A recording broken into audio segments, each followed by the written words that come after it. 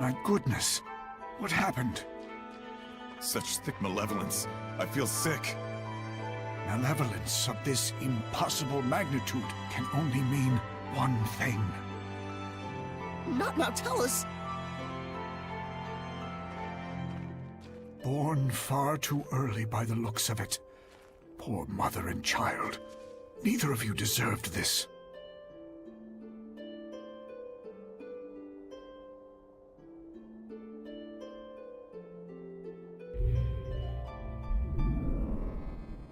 Perhaps this too is fate.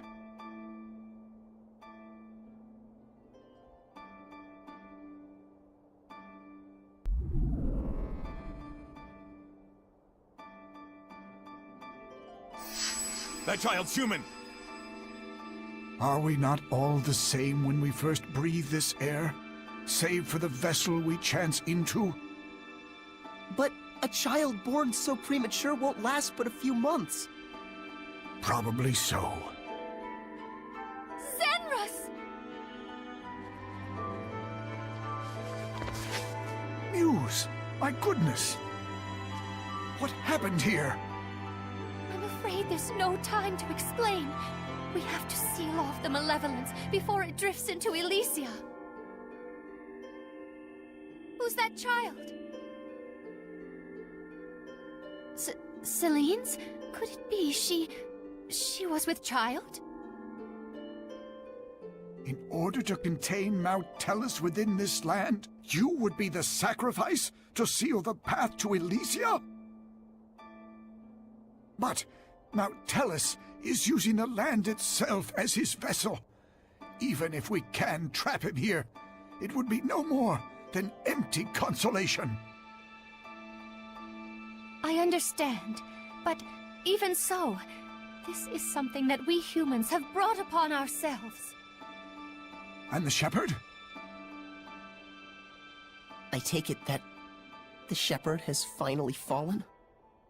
That may be so, but fate has blessed us with a thread of hope. You don't mean to say you will raise these children to become the shepherd and his sublord? For a human and a seraph child raised together, anything is possible. However, it all depends on these children. I humbly accept your two small beacons of hope. Gramps!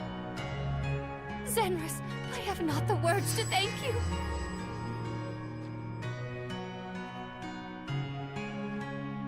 Farewell, my dearest child. Mikleo.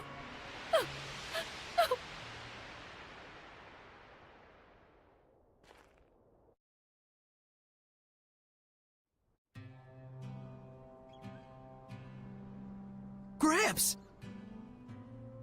So, Saray, you were a survivor from that village. And our boy Mickey was refashioned into a seraph. So I was a sacrifice.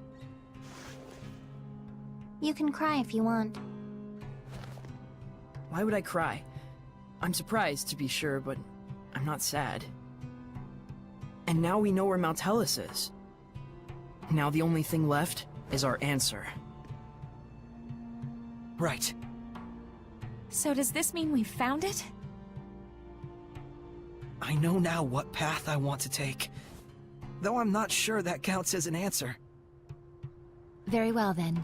Let's consult with Maven once more. Hey, where'd he go? Just a little while ago, he was activating the hidden powers of this monolith. He's probably still around here somewhere. You're right. Let's go look for him.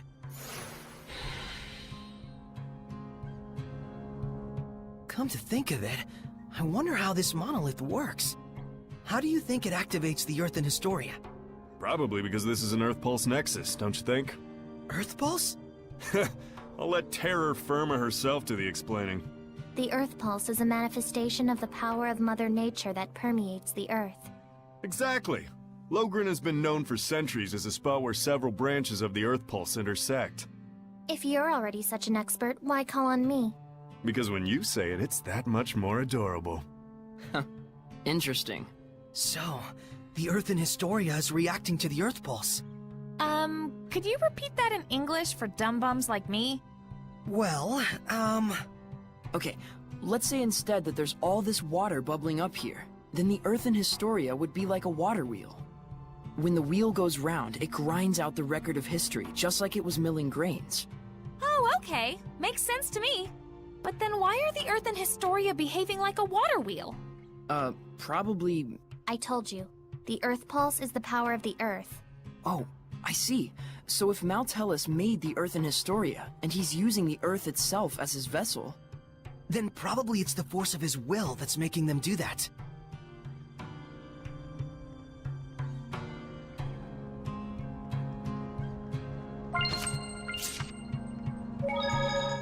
What a sad turn of affairs. There was more to it than just Heldalf and the shepherd Michael. So many factors converged to bring about that disaster. What happened to that village was so ghastly, you can sort of see how Michael finally came to do what he did. But still, no one except maybe his closest friends ought to buy "I was in the depths of my despair" as an excuse. Right. The actions he took that day changed the fates of millions. That's true. It was his thoughtless curse of eternal solitude that paved the way for Kittybeard to become the Lord of Calamity. Without the curse, old Sourpuss never would have hated the world so much. Never would have wanted it to turn into a world of Hellions. You can't blame the people of Highlander Rollins for seeing him as a monster. But I get the sense that deep down, in his own misguided way, he just wants to bring peace to his country. Some of the blame, too, has to go to the former shepherd for keeping secret the fact that he'd spirited Maltellus away. Because of that, folks who didn't know the true situation wound up desecrating the shrine and causing Maltellus to transform into a Hellion. That's right. If they'd only talked about it more openly, there might have been better understanding and cooperation. It also looks like the former shepherd didn't really trust anyone other than his own flesh and blood. To those who believed in the shepherd, I can think of no greater wound. True enough. He may have genuinely wanted every one of them to be happy. But if he never shared this desire with anyone, then... Regardless of Michael's circumstances, it doesn't change the fact that what Heldalf did was unspeakably cruel. That he would toss strangers to the wolves just to further his own interests. None of this comes down to black and white, that's for sure. Well, Maven told us just to feel and experience what had happened. We'll go tell him what we felt.